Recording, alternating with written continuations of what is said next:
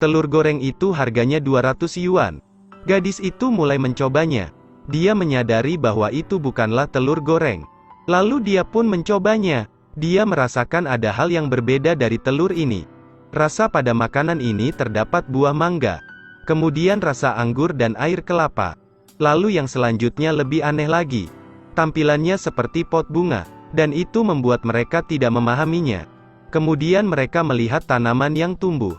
Dia berkata bahwa semua bahannya bisa untuk dimakan. Mereka berdua tidak mengerti apa yang terjadi. Namun hal itu membuat Sky sangat marah. Dia mengambil pot bunga itu. Lalu menghamburkannya ke dapur. Aku datang ke sini untuk makan malam. Bukan untuk menyaksikan tipuanmu. Jika kau hanya ingin pamer, kembalilah ke tempat asalmu. Paul yang mendengar itu tidak marah. Dia langsung berbalik untuk mengambil sepotong daging sapi. Ini adalah daging sapi Jepang. Apa kau tahu cara memasaknya? Sky memutuskan untuk mengajarkannya tentang apa yang disebut makanan enak. Kemudian dia mulai memasak. Dia memotong bawang menjadi beberapa bagian. Lalu memasukkannya ke minyak panas. Setelah itu dia memotong daging sapinya. Kemudian memasukkannya ke wajan dengan bawang itu. Aromanya langsung bercampur menjadi satu. Selanjutnya dia mengatur suhu apinya. Lalu menambahkan beberapa bahan yang diperlukan. Dan hidangan pun sudah siap. Ini adalah tumis daging sapi. Bagi Paul ini adalah hidangan yang biasa saja. Dia langsung mengeluarkan pemanggangnya, lalu memanggangnya selama beberapa menit. Kemudian memotong daging sapinya, lalu diletakkan dengan hati-hati di atas piring. Setelah itu dia mengatur posisinya. Dia menggunakan korek api untuk menyalakan alatnya. Kemudian menggunakan teknik khusus. Dan dibiarkan selama setengah jam. Lalu rasa daging sapi dan sayuran itu akan menyatu. Konsep makanannya jenius tapi dia tidak ingin berkembang. Gaya makanannya akan tetap sama. Dia melakukan ini karena dia ingin memenangkan kontes memasak. Dan dia percaya bahwa dia akan menang. Sky pun menghirup aroma makanannya. Dia menyadari bahwa Paul sangat berbakat. Oleh karena itu, Sky berbalik lalu pergi. Paul pun mencicipi masakan Sky. Hasilnya membuat Paul terkejut. Dia terlalu meremehkan cara memasak tradisional. Setelah itu kontes memasak diselenggarakan. Mereka berdua datang untuk memperebutkan kejuaraan. Sky sepertinya akan memasak seekor bebek. Pertama dia mematahkan kakinya, dan mengolah kulit bebek itu. Lalu menggunakan pisau untuk memotong bagian dalamnya. Terakhir dia mengeluarkan bagian dalamnya. Kemudian memasukkan beberapa bahan. Selanjutnya dia menuangkan kaldu buatannya sendiri hingga penuh. Lalu dibungkus dengan daun teratai. Kemudian bagian luarnya dilumuri oleh garam.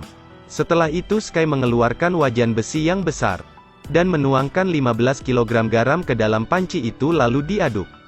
Selanjutnya, dia memasukkan bebek itu ke wajannya. Kemudian menunggu selama beberapa menit. Lalu menghancurkan kulit luarnya untuk mengambil hidangannya. Sebagai koki yang berbintang 3 Michelin, dia membuat hati angsa dengan saus karamel. Pertama, dia menggunakan foil untuk membungkus daging angsanya. Kemudian menuangkan air hangat, lalu dimasukkan ke dalam microwave selama beberapa menit. Setelah itu dia membuka foilnya, lalu dipanaskan menggunakan obor kemudian dipotong. Selanjutnya dia membuat tampilannya menjadi menarik. Dia menggunakan sepotong nanas di bagian bawah. Lalu hati angsa diletakkan di atasnya. Terakhir ditambahkan sepotong buah prem merah. Hidangan foie gras karamel ini tidak hanya dihias dengan indah, tapi rasanya juga sangat enak. Pada akhirnya skor keduanya sama. Sulit membedakan mana yang tinggi dan rendah. Tapi juri itu menggunakan alasan dekorasinya. Jadi kemenangan diberikan kepada Paul. Dia dapat mewakili China untuk bergabung dengan kompetisi memasak dunia. Sky yang mengetahui hasilnya lalu pergi. Namun di luar dugaan, pada akhirnya Paul yang akan menjadi pemenang. Alasan kenapa dia bisa menang adalah karena bosnya. Dia sudah menyuap para juri. Wanita itu ditunjuk untuk menggantikan Paul dalam kompetisi internasional. Wanita itu bernama Mayo. Ternyata dia adalah orang yang sangat baik.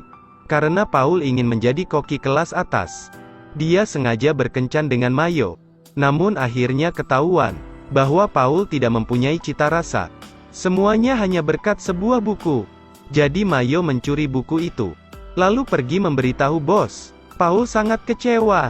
Dia pun keluar untuk meminum sebotol anggur. Tanpa diduga, Sky melihatnya dan menghampirinya. Kedua orang itu menjadi sangat dekat. Setelah menghilangkan kontradiksinya, dan memutuskan untuk bergabung dengan Sky. Ini adalah persaingan internasional. Pemilik itu harus memikirkannya, untuk membantu Mayo mendapatkan kelayakan dalam kontes. Peserta lain mulai memotong daging. Dan hanya Paul dan Sky yang berbeda. Mereka membuat jus kacang. Sky memiliki teknik yang sangat istimewa. Sepiring tahu Sichuan pun telah siap. Hidangan ini adalah kombinasi timur dan barat. Mayo menggunakan buku masak Paul untuk membuat makanannya. Semua makanan terlihat sangat mewah. Dan tahu Sichuan terlihat sangat biasa. Tapi juri akan merasakannya dan pasti mendapat pujian yang bagus. Ternyata Sky yang mempunyai idenya. Dia memotongnya seperti pola ubin bunga. Jadi cita rasanya akan sangat luar biasa. Kemudian dia juga menggunakan pasta daging sapi untuk membuat bola besar.